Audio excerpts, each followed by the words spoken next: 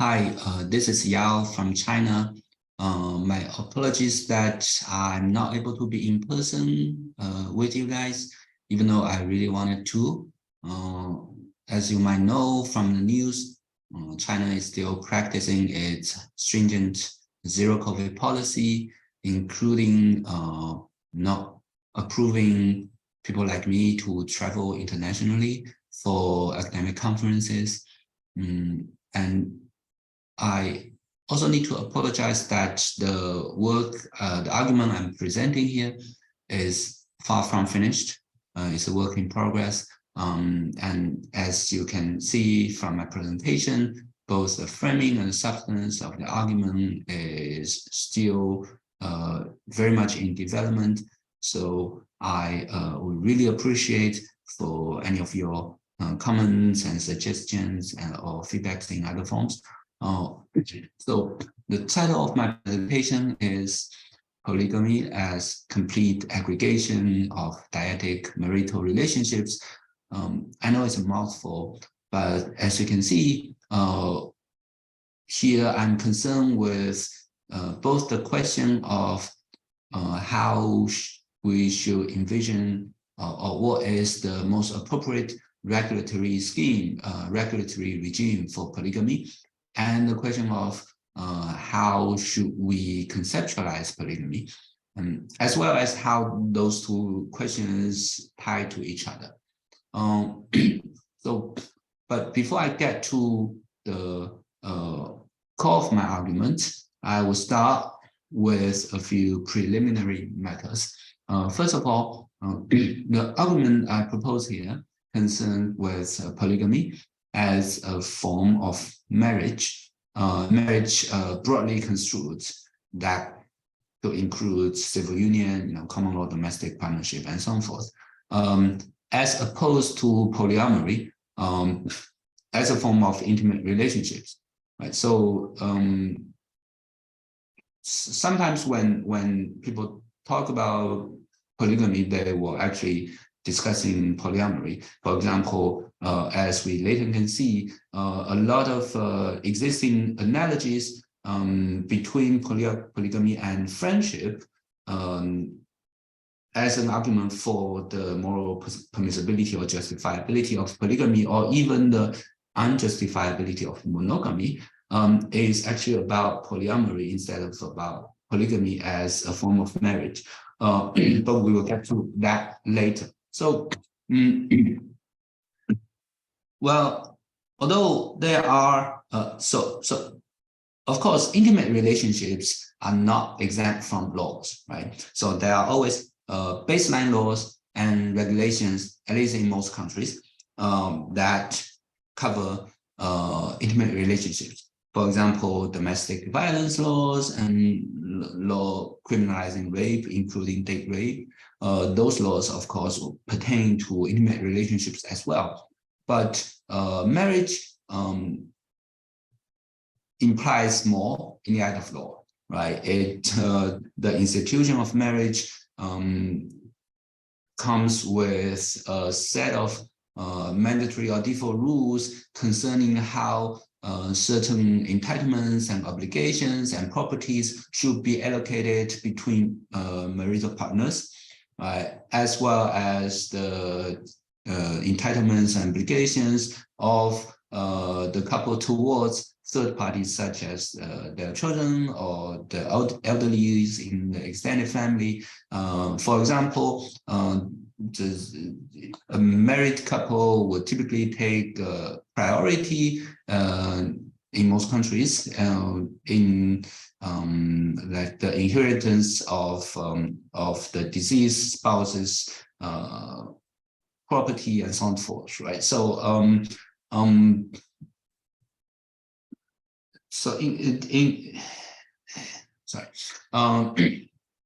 as we say,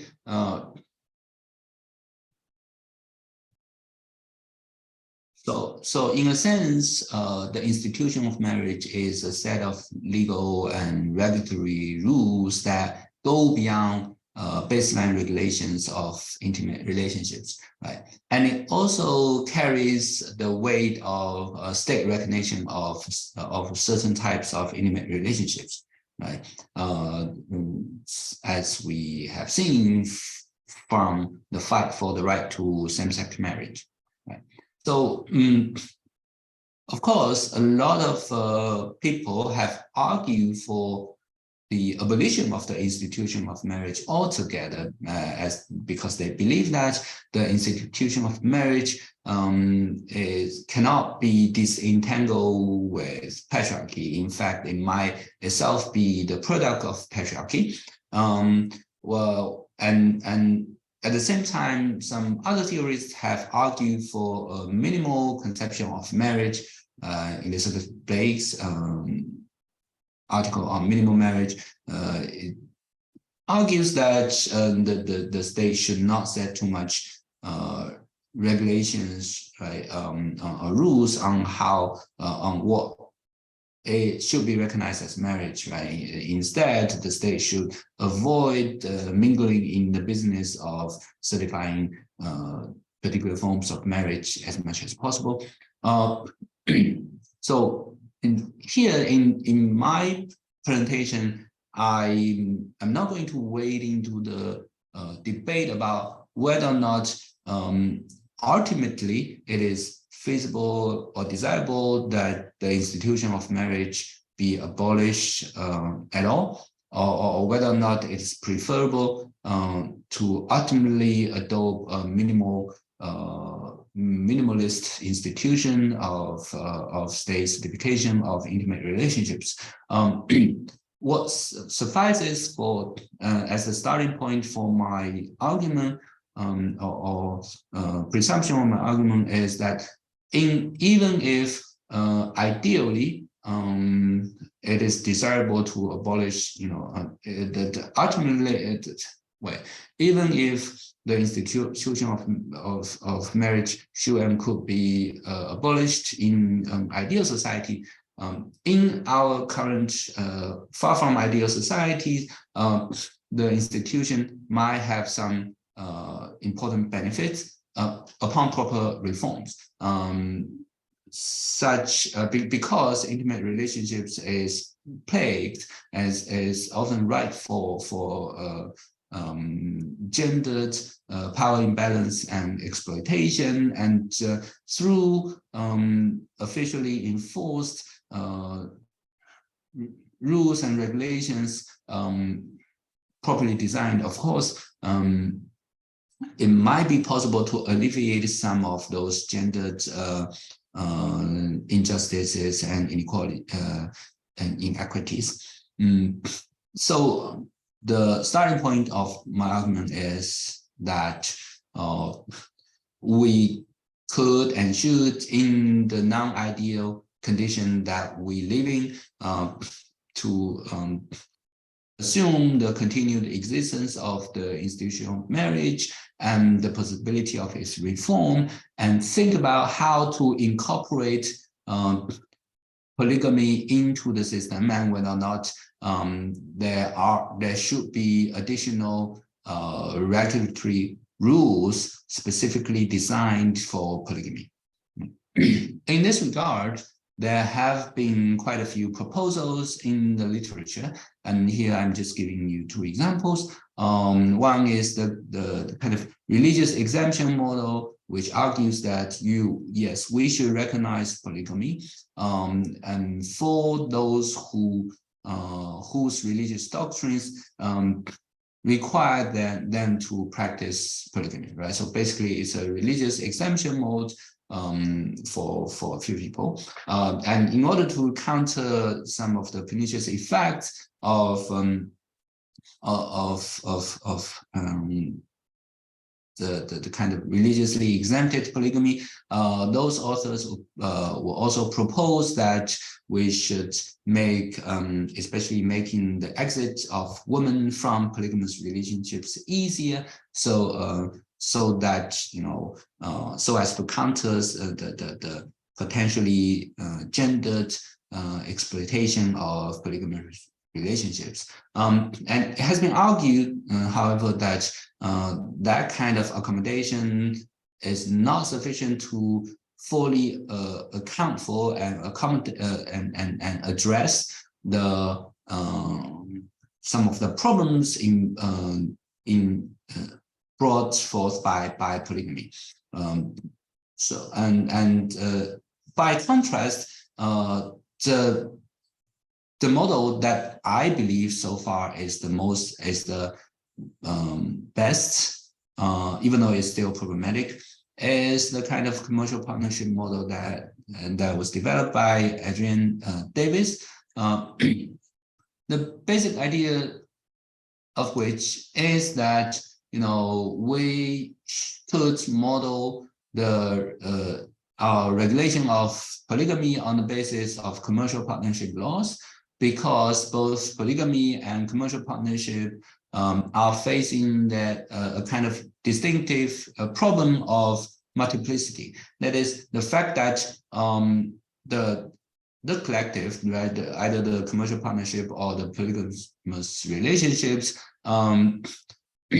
has the feature of open-ended serial multiplicity, that is having multiple members that could come and go at any time without dissolving the partnership as a whole.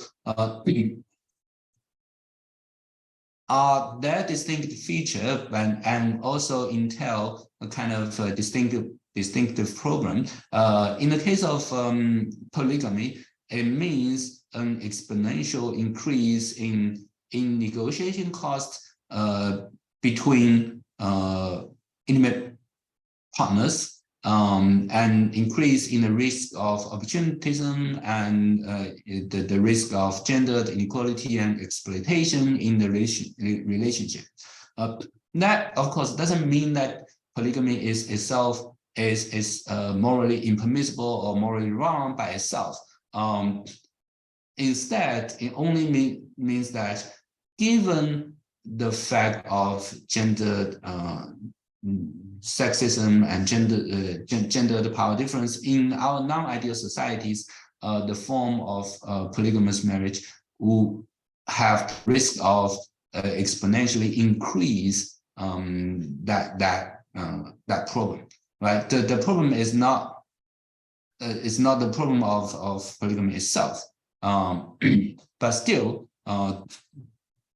because multiplicity makes it exponentially risky in those regards, therefore it might need some additional rules of regulation. And the commercial partnership model invite us to envision polygamy in accordance with the blueprint of commercial partnership laws, which typically will set up a few default rules as a solution to the problem problem of multiplicity. And in the case of polygamy, authors like Davis argue that we should make those default rules particularly sticky. For example, the laws should require a kind of ex-ante declaration of intimate partnerships about what kind of marriages they want to get in, whether it is monogamous or polygamous. And if at the beginning the two partners got into a monogamous marriage, and later one of them wants to have polygamous marriage, then they should dissolve the monogamy first and then renegotiate both between themselves and with the potential third member to form a polygamous relationship. And also Davis would distinguish between, let's say, bigamy on the one hand and polygamy on the other hand. The idea being that, so here, and she she used the term bigamy to refer to the kind of practice of someone unilaterally entering a series of dyadic marriages contemporaneously, whereas polygamy, right, in the commercial partnership model means a multi-party marital partnerships among all 3 or 4 or 5 or multiple members. Because the partnership is collectively joined and consented to by all the relevant members, so there is no so no one is unilaterally entering a dyadic marriage with one of the other partnership members, right? So we can see the difference here. So on the left, A is having A is unilaterally entering a dyadic relationship with B, unilateral in the sense that it doesn't need to be approved or consented by C. And at the same time, the dyadic relationship between A and B does not involve B either. But polygamy means that A, B, and C form a partnership together, right? But so Davis believes that under the commercial partnership model, polygamy will be allowed, certified, whereas bigamy violates the basic rationale of commercial partnership and therefore should not be certified. But that leads to a paradox, which she did not address in her proposal. That is, if we do not allow people to unilaterally enter a series of dyadic marriages contemporaneously, should we allow people to unilaterally enter a series of multi-party marriages, that is polygamies, right, contemporaneously, right? So see the figure on the right here. Suppose A enters 2 polygamies at the same time, right? Unilaterally, A enters a polygamous partnership with B and C without being approved or acknowledged by D and E, whereas at the same time, A enters a polygamous partnership with D and E without, independently of B and C, right? Should that be allowed or not? You might wonder, why is this a big deal, right? So, but the problem is that Davis's proposal is developed on the basis of commercial partnership laws as a blueprint, and in commercial partnership laws, there is no default rules at all preventing someone from being a partnership of multiple commercial partnerships, right? Of multiple companies, even though, of course, in practice, it is entirely possible, and it is totally okay for a commercial partnership to opt into a kind of a deed, right? That includes actual requirement of exclusivity. That is, you might join a commercial partnership which asks you to refrain from joining any other further commercial partnerships, right? So that's, in practice, of course, that's doable, but that means there's no inherent constraint in the commercial partnership model on someone being a partner of multiple companies, right?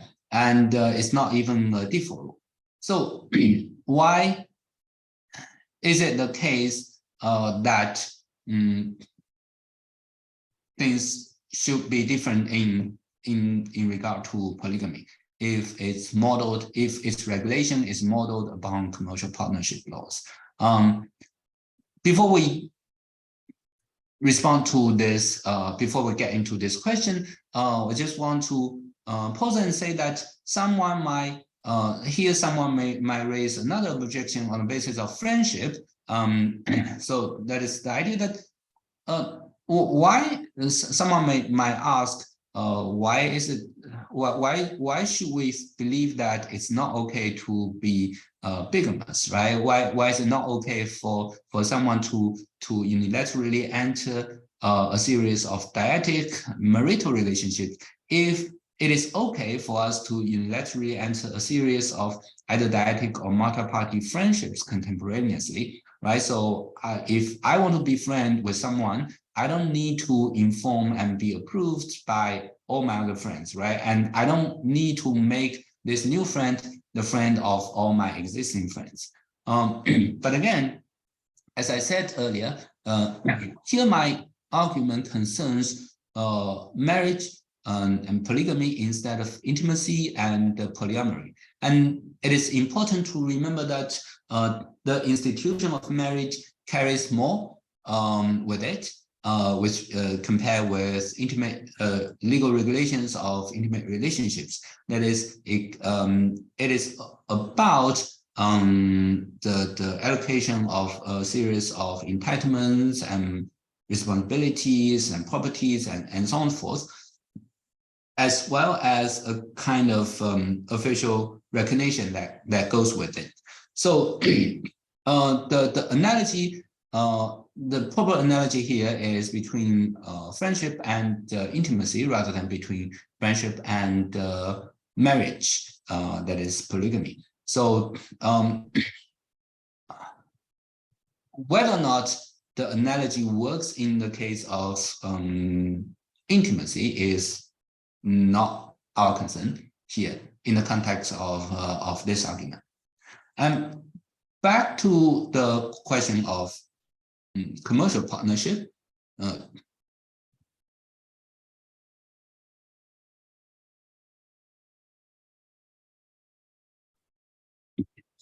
Back to the question of the polygamy and commercial partnership, someone might respond to the earlier paradox and saying that that is not a paradox at all. Like even though in commercial partnership laws, there is no inherent constraint or default rules of this kind, but that's just a technical issue, right? As we have seen in practice, that you can introduce a kind of deed that prohibits new existing or new partnership to partners to hold partnership status in other commercial partnerships. So why don't we just introduce a kind of actual, say, actual default rule of this kind of meta-exclusivity, or maybe someone might think of it in terms of meta-inclusivity for polygamy, but not for commercial partnership, in the sense that let's just add one more default rule to the regulatory scheme for polygamy, saying that, you know, someone who enters a polygamous partnership, marital partnership, should no longer be eligible for other polygamous commercial polygamous marital partnerships, right? But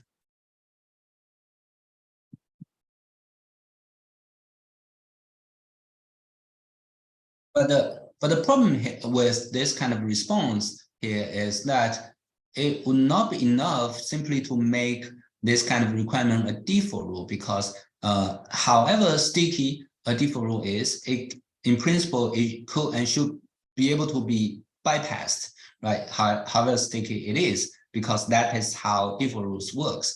And if it could be bypassed, then that means in principle this kind of plural polygamies can be legalized. Then there seems to be no reason why plural monogamies, that is bigamy, right, instead of polygamy, in Davis's terms, should not be legalized too. Hence, upsetting the very point of Davis's proposal, because the point of the proposal, the point of conceptualizing polygamy in terms of partnership, multi-party partnership, is to make it different and make it distinct from the kind of practice of the possibility of unilaterally entering dyadic marriages contemporaneously, right? So therefore, this kind of requirement, this kind of meta-exclusivity or meta-inclusivity is not merely a default rule, which can in principle be bypassed. Instead, it is a precondition for the conceptual and normative coherence of the regulatory regime itself.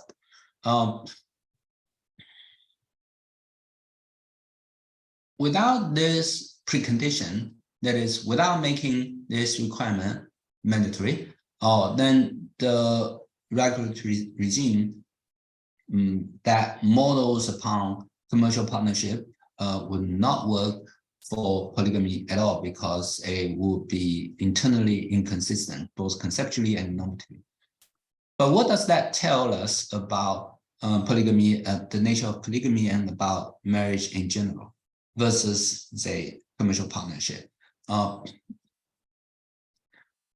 So I think it means that we should adopt a liberative approach to conceptualizing polygamy, in the sense that in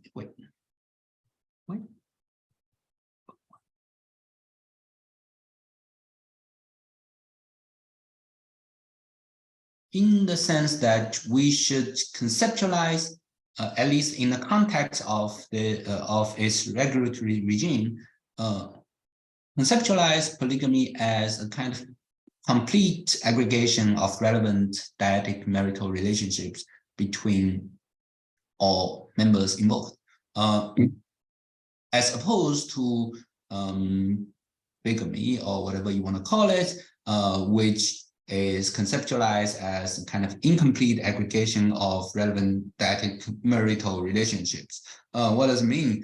So going back to the figure here on the right,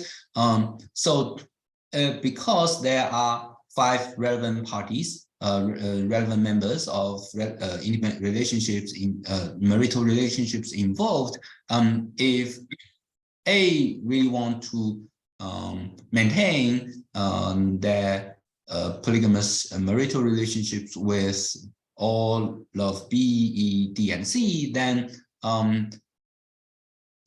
the relationship can the marital relationships can only be recognized and certified by the relevant regulatory scheme if all the possible pairings between 2 members involved in these complicated relationships is aggregated as part of the relevant polygamy, right? So the polygamy will involve dyadic marital relationships not only between A and B, A and C, B and C, A and D, A and E, and D and E, but also between B and D, C and D, B and E, C and E. So if an aggregation is incomplete, then it will be regarded as bigamy instead of polygamy in the eye of law, or in the eye of the regulatory scheme, and therefore will not be certified, properly certified. So compare with the commercial partnership model, one important difference is that instead of taking the collective of, say, A and B and C, right, the whole partnership as the starting point, this kind of reconceptualization breaks it down to the level of dyadic relationships, right, and sees the partnership that completely covers all the relevant dyadic relationships as the legitimate or certifiable partnership that arises out of it. In this way, it avoids the paradox that we mentioned earlier, the paradox of plural polygamies, without adding in an ad hoc fashion a certain kind of default rules that didn't exist in commercial partnership laws, because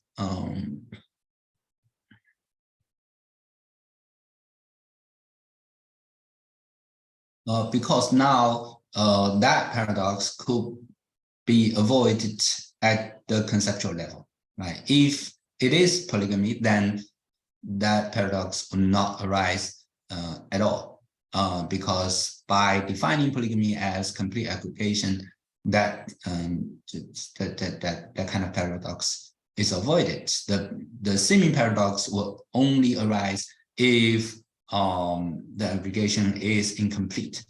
And on the basis of it, we might add some further requirements in terms of laws and regulations. And for example, we might say that ethical polygamy would be polygamy that is complete aggregation plus some additional requirements such as equality both within or aggregated dyadic marital relationships, and equality between or across or aggregate dyadic marital relationships in the relevant polygamy. And it is possible to design relevant the default rules of the regulatory scheme to require polygamies be ethical in a sense, that is equality or equity across and between those marital relationships be guaranteed at the time of and in terms of default rules.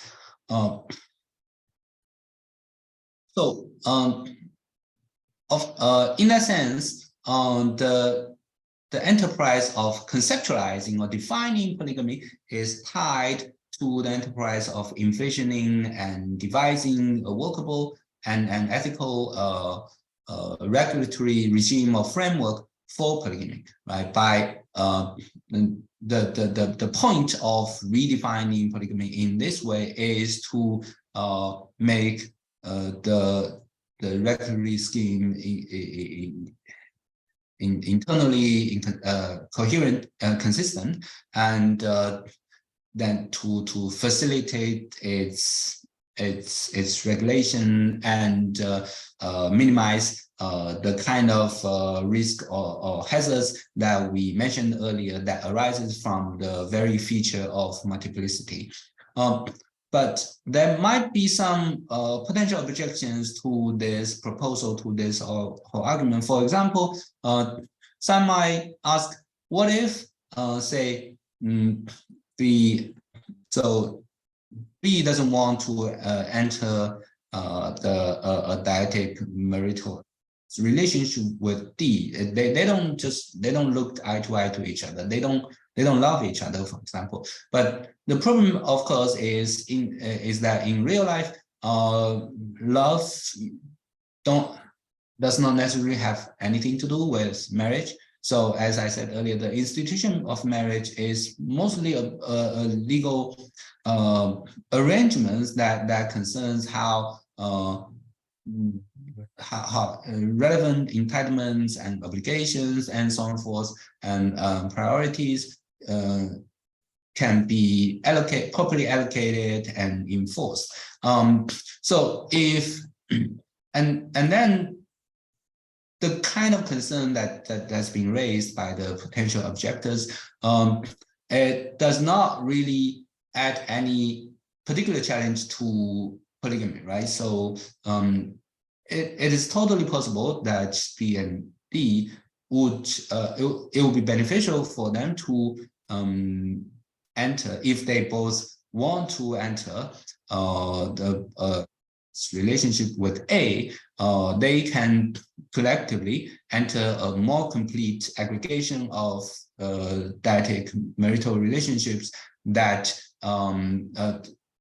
upon which the entitlements and responsibilities among them will be in accordance with the default rules laid out by the relevant legal and regulatory scheme.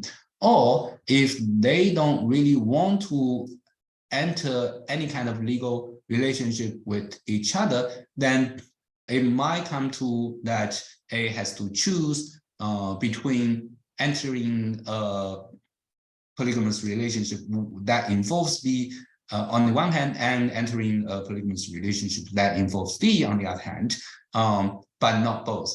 And that is just what frequently happens in the real world, right? So it doesn't, this kind of objection doesn't really raise any distinctive challenges to the proposed regulatory scheme for polygamy, or to the kind of enumerative approach to conceptualizing polygamy and its regulation that I've been proposed here. So yes, basically that's my argument. And again, I have to acknowledge that both the framing of this argument and the substance of it are still very much in development. So I really appreciate if you have any comments and suggestions and criticisms of my project here. And thank you very much for listening to my recorded presentation, and hope you have fun in the conference. Thank you.